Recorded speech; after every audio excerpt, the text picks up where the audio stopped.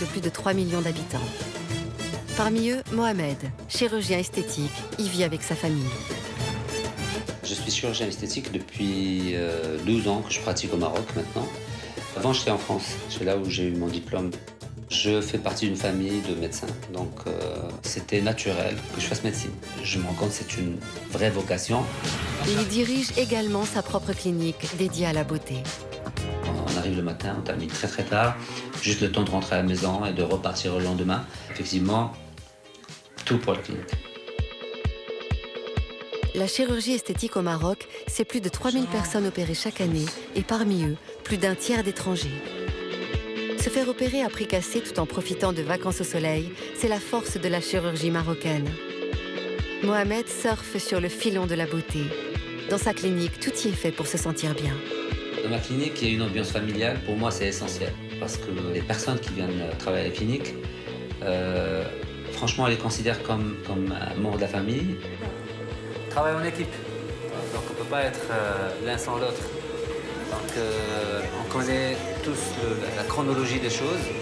Franchement, on n'a pas besoin de parler. C'est machinal. Et l'un surveille l'autre. Et donc il y a toujours l'intelligence de chacun qui fonctionne. Et quand il parle de travail en famille, Mohamed s'y connaît. Iman, 31 ans, est son épouse. Elle n'est jamais très loin de lui car elle s'occupe de la communication interne et du spa de la clinique. Pour elle, venir jeter un œil en salle d'opération est une des seules façons de pouvoir entreapercevoir son mari. Si on ne travaillait pas ensemble, ça serait très très difficile, sur le long terme en tout cas, parce que vivre avec un homme qui quitte la maison le matin à 7h et qui rentre le soir à 11h, je sais que moi, je ne pourrais pas parce que j'ai besoin de l'avoir en permanence à mes côtés. Et donc ça a été un bon compromis finalement. Mais bon, aujourd'hui, moi j'ai compris que de telle heure à telle heure, c'est pas mon mari, et de telle heure à telle heure, ça devient mon mari. Et donc voilà, c'est un jeu qu'on a. J'ai besoin d'elle, vraiment. De la sentir à côté, quelque part, c'est déjà très important pour moi parce que je me sens moins seul. C'est un travail qui demande beaucoup d'énergie mentale aussi et physique. Donc le fait de la croiser dans un couloir, ça permet de me resituer. Donc si on veut, c'est mon repère. Au départ, Iman était une patiente de Mohamed. Il y a 4 ans, la jeune femme prend rendez-vous avec le chirurgien pour lui demander son avis en vue d'une liposuction. Le médecin estime qu'elle n'en a pas besoin, mais il veut la revoir. L'amour fait le reste. Il y a 2 ans, ils se marient. Aujourd'hui, ils forment une nouvelle famille avec leurs enfants issus d'une première union. Il y a Hamza et Sami d'un précédent mariage, c'est mes enfants. Il y a Eliana, la fille de Iman. Et le petit dernier, c'est Yanis, il a 1 an et demi. C'est l'enfant de notre union. Donc effectivement, on est une famille, ce qu'on appelle recomposée, même si j'aime pas beaucoup le terme.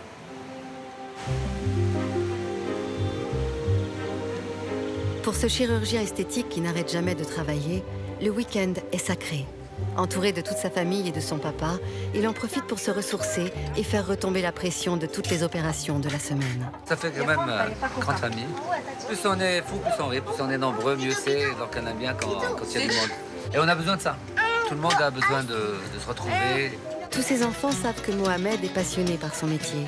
Et malgré leur jeune âge, ils ont même une idée assez précise de ce qu'est la chirurgie plastique. Par exemple, les... Par exemple, si elle a de gros seins, elle choisit ses prothèses. Elle en choisit des plus petites. Si elle en a des petites, elle choisit ses prothèses plus grosses. Au même moment, au bord du lac Léman en Suisse, à 1850 km de là, Nathalie, 44 ans, et sa fille Océane, 20 ans, sont en train de boucler leurs valises. Elles ont décidé de s'offrir un séjour de chirurgie esthétique dans la clinique de Mohamed. Elles comptent bien en profiter pour se faire faire une série impressionnante d'interventions. Je compte faire plusieurs opérations, dont le visage, peut-être les paupières, les dents, par la même occasion, une abdominoplastie et les fesses. C'est beaucoup, mais voilà, c'est un choix. Je vais me faire comme opération une augmentation de la poitrine et puis une petite augmentation des fesses, mais pas grand-chose. Mohamed savoure ses derniers instants de tranquillité avec sa famille, car Nathalie et Océane, dès demain, dans sa clinique, vont lui demander beaucoup de travail. Mohamed acceptera-t-il de réaliser toutes les opérations demandées par les deux jeunes femmes? Nathalie et Océane ont-elles raison de faire plusieurs milliers de kilomètres pour aller se faire opérer? La mère et la fille n'ont vu la clinique de Mohamed que sur Internet. La réalité sera-t-elle à la hauteur de leurs attentes?